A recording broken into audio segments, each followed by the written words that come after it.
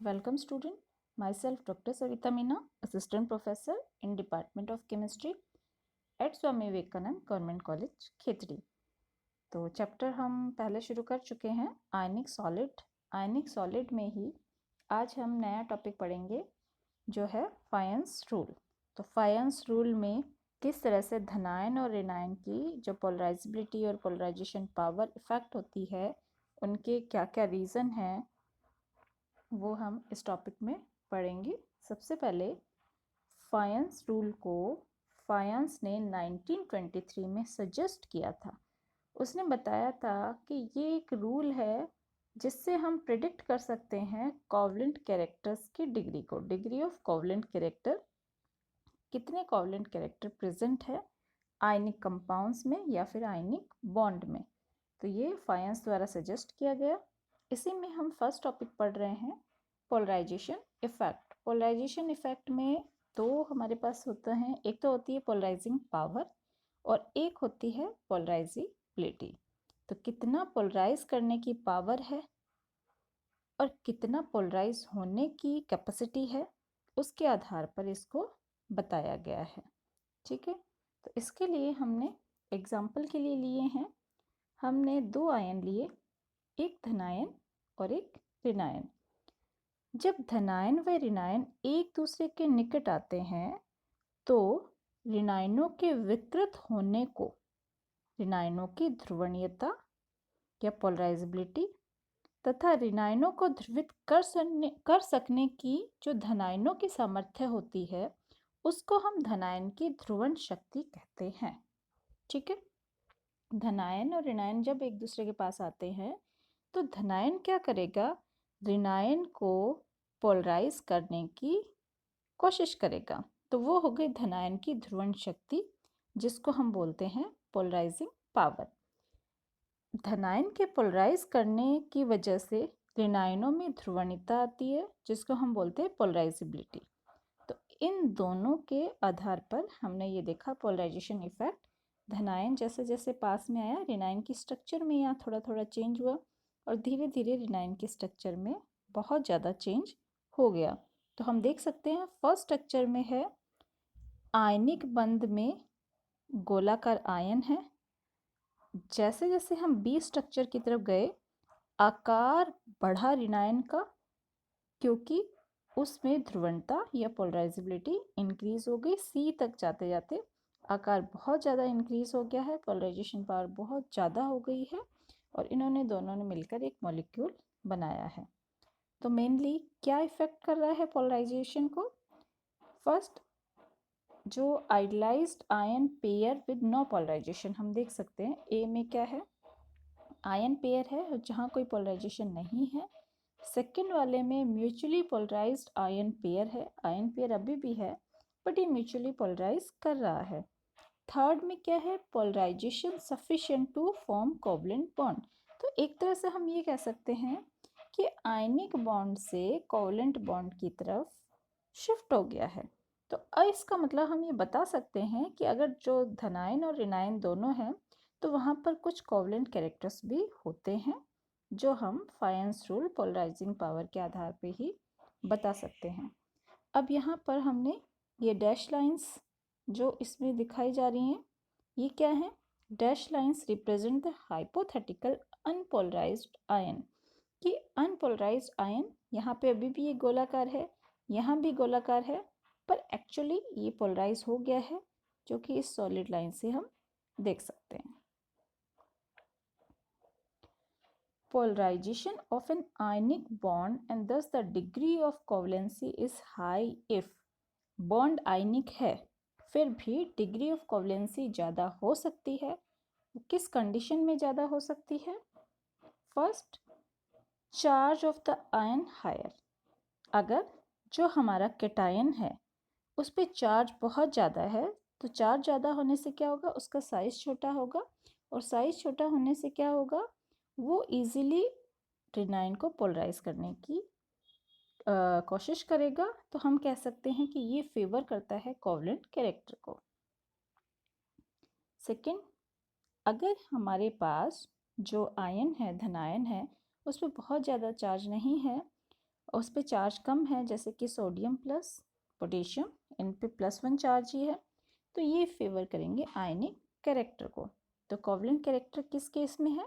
हमारे पास जो आयन का चार्ज है, धनायन का चार्ज है, वो बहुत ज़्यादा होना चाहिए। सेकंड है द कैटायन इज स्मॉल। सीधी सी बात है, चार्ज ज़्यादा होते ही उसका साइज स्मॉल हो जाएगा, तो साइज स्मॉल होना चाहिए, चार्ज हायर होना चाहिए। सेम एग्जांपल हम ले सकते हैं, sodium is ion is larger than the aluminium, तो एल्यूमिनियम जो इन +3 ऑक्सीडेशन स्टेट है वो फेवर करेगा कोवलेंट कैरेक्टर को। अब बात करते हैं रिनायन की। रिनायन जो एनायन का चार्ज है वो भी जितना ज़्यादा होगा उतनी ज़्यादा पोलराइजेबिलिटी कैपेसिटी उसमें होगी, उतना ज़्यादा उसकी पोलराइजेबिलिटी होगी। धनायन का साइज ज़्यादा होगा, धनायन का चार्ज ज़्यादा होगा तो वो पोलराइज करने की पावर ज़्यादा रखता है। ऋणायन का साइज बड़ा होगा तो पोलराइज होने की पावर ज़्यादा रखता है। जैसे एग्जाम्पल के लिए हम देख सकते हैं, फ्लोराइड आयन है, इसकी जो रेडियस है 0.136 नैनोमीटर, ये आयनिक कैरेक्टर को फेवर करती हैं। इसी की जगह अगर हम लेते हैं आयन में, रिनायन में आयोडाइड आयन, तो क्या होगा, इसकी जो रेडियस है वो 0.216 है। रेडियस ज़्यादा हो गई, साइज बड़ा हो गया, तो ये फेवर करेगा कोवलेंट कैरेक्टर को। नेक्स्ट फोर्थ है incomplete valence shell electron configuration. अगर incomplete valence shell electron configuration है तो वो भी कोवलेंट कैरेक्टर्स को फेवर करते हैं। कैसे? Noble gases configuration of the cation better shielded and less polarising power. जितने भी नोबल गैसेस होती हैं उनमें complete valence shell electronic configuration होता है, उसकी वजह से क्या करती हैं, जो कैटायन है वो बेटर शील्डेड होता है और वहाँ पर लेस पोलराइजिंग पावर होगी। पर अगर हम कंपैरिजन करें, मरकरी हमने लिया +2 ऑक्सीडेशन स्टेट में, इसकी जो रेडियस है 102 ppm है, और हमने एक लिया कैल्शियम +2, इसकी जो रेडियस है वो 100 ppm है, तो ये हम pm पिकोमीटर, तो ये हम देख सकते हैं, अभी हमने इससे पहले भी पढ़ा था कि साइज जो रेडियस है धनायन की जितनी कम होगी उतना ही ज़्यादा पोलराइज करने की पावर वो रखता है। तो यहाँ हम कह सकते हैं कि इन दोनों की ऑलमोस्ट सेम पावर है, बट फिर भी Hg+2 की मोर पोलराइजिंग पावर है। उसका रीज़न इसका incomplete valence shell electronic configuration है। यहाँ हमने कुछ एग्जांपल्स दिए हैं, हमने हैलाइड्स लिए हैं मरकरी के, mercury fluoride, mercury chloride, bromide and iodide. इनकी मेल्टिंग पॉइंट हम देख सकते हैं, जैसे जैसे हम आयोडाइड की तरफ जा रहे हैं इसका जो मेल्टिंग पॉइंट है वो डिक्रीज होता जा रहा है। ये हम जानते हैं कि जितने भी आयनिक बॉन्ड होते हैं या आयनिक सॉलिड्स होते हैं उनके मेल्टिंग पॉइंट स्ट्रॉन्ग होते हैं, और जैसे जैसे हम जाएंगे आयोडाइड जो कि साइज़ में बड़ा रिनायन है, तो यहाँ पर कोवलेंट कैरेक्टर ज़्यादा हो जाएंगे। कोवलेंट कैरेक्टर ज़्यादा होने की वजह से जो इनका मेल्टिंग पॉइंट है वो डिक्रीज हो रहा है। सेम चीज़ अगर हम बात करते हैं हैलाइड्स की कैल्शियम के साथ, तो इसके लिए भी ट्रेंड सेम ही रहेगा। कैल्शियम फ्लोराइड में आयनिक कैरेक्टर ज़्यादा होंगे, जबकि कैल्शियम आयोडाइड में कोवलेंट कैरेक्टर मैक्सिमम होंगे। इनके स्ट्रक्चर्स हम देखें, मरकरी फ्लोराइड की स्ट्रक्चर है क्यूबिक, जबकि कैल्शियम फ्लोराइड की स्ट्रक्चर ये भी क्यूबिक है। मरकरी क्लोराइड्स में इसका स्ट्रक्चर है ऑर्थोरोम्बिक, जबकि कैल्शियम क्लोराइड में स्ट्रक्चर अभी भी क्यूबिक ही है। मरकरी ब्रोमाइड के केस में ये है रोम्बोहेड्रल स्ट्रक्चर, और कैल्शियम ब्रोमाइड के केस में भी रोम्बोहेड्रल है। मरकरी आयोडाइड के केस में स्ट्रक्चर टेट्रागोनल है, जबकि कैल्शियम आयोडाइड में जो स्ट्रक्चर है वो हेक्सागोनल है। अब हम इन दोनों का कंपैरिजन कर सकते हैं। मान लो हमने लिया मरकरी आयोडाइड और कैल्शियम आयोडाइड, दोनों में आयोडाइड सेम है, रिनायन हमारे पास सेम है। बात करें धनायन की, तो धनायन में जो मरकरी है उसका हम बोलते हैं कि मोर पोलराइजिंग पावर होती है। मोर पोलराइजिंग पावर होने की वजह से इसके जो कैरेक्टर्स है वो ज़्यादा कोवलेंट होंगे इसके कंपैरिजन में, जो हम इनके मेल्टिंग पॉइंट से भी कंफर्म कर सकते हैं। कुछ एग्जांपल्स इनके लिए गए हैं जो हम कह रहे थे कि इलेक्ट्रॉनिक कॉन्फ़िगरेशन की वजह से कैसे चेंज होता है। For ion with noble gas, अगर कोई ऐसा आयन है जिसका नोबल गैस कॉन्फ़िगरेशन है, तो only factor that have to consider are size and charge factor. अगर हमारे पास नोबल गैस का कोई आयन है तो फैक्टर्स जो इसको अफेक्ट कर सकते हैं वो सीधे कंसीडर किए जाएंगे उसका साइज और उसका चार्ज फैक्टर। फॉर एग्जांपल हमने क्या किया, यहाँ पर साइज की बात करें तो सोडियम, मैग्नीशियम, एल्यूमिनियम, इन तीनों के केस में चार्ज इंक्रीज हो रहा है तो इंक्रीजिंग पोलराइजिंग पावर इंक्रीज हो रही है। मतलब ये है कि अगर दूसरा आयन हमारे पास नोबल गैस कॉन्फ़िगरेशन का है या इन्हीं सब का नोबल गैस कॉन्फ़िगरेशन है, जैसे सोडियम प्लस का भी 10 के इक्वल होगा इलेक्ट्रॉनिक कॉन्फ़िगरेशन, मैग्नीशियम प्लस 2 का भी, एल्यूमिनियम प्लस 3 का भी, तीनों का इलेक्ट्रॉनिक कॉन्फ़िगरेशन नोबल गैस के इक्वल है, परंतु इनका जो साइज़ है, केटाइन का साइज़ इंक्रीज़ होगा तो पोलराइजिंग पावर इंक्रीज़ होगी। एनाइंस की बात करें, सोडियम जो नाइट्रोजन है -3, इसका इलेक्ट्रॉनिक कॉन्फ़िगरेशन भी ऑलमोस्ट हमारा नियॉन के इक्वल है। ऑक्सीजन -2, इसका इलेक्ट्रॉनिक कॉन्फ़िगरेशन भी नियॉन के इक्वल है। फ्लोराइड माइनस का इलेक्ट्रॉनिक कॉन्फ़िगरेशन भी नियॉन के इक्वल है। तो इन तीनों के केस में जब इलेक्ट्रॉनिक कॉन्फ़िगरेशन नोबल गैस के इक्वल है तो हम देख रहे हैं कि जो आयनिक चार्ज है वो जैसे जैसे इंक्रीज़ हो रहा है मोर रेडिली टू बी पोलराइज। तो ये साइज पे डिपेंड करेगा, चार्ज पे डिपेंड करेगा। कैटायन का चार्ज होने पर increasing the polarising power, anion का चार्ज इंक्रीज होने पर मोर रेडी टू पोलराइज, ज़्यादा इजीली पोलराइज हो सकता है।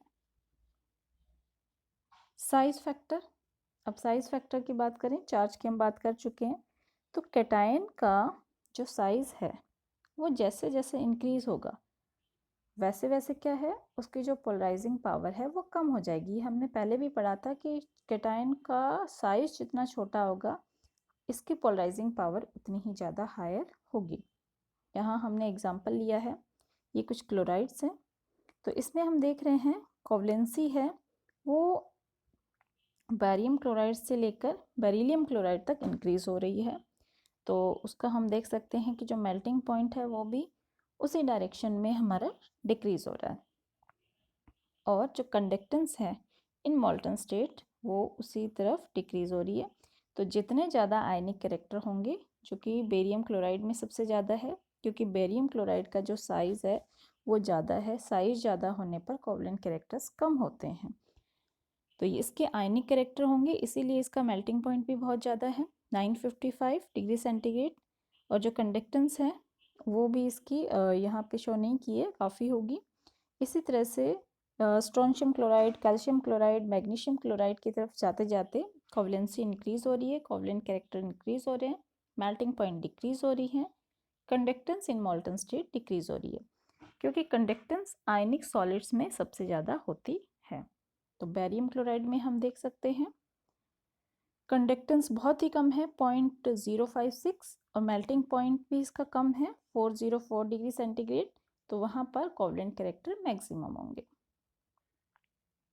एनायन की बात करें, एनायन का size larger the anion more polarisable is the anion, जितना बड़ा साइज होगा एनायन का उतना ही ज़्यादा पोलराइज होगा। ये हम बात कर रहे हैं जबकि इनका इलेक्ट्रॉनिक कॉन्फ़िगरेशन नोबल गैस के इक्वल हो।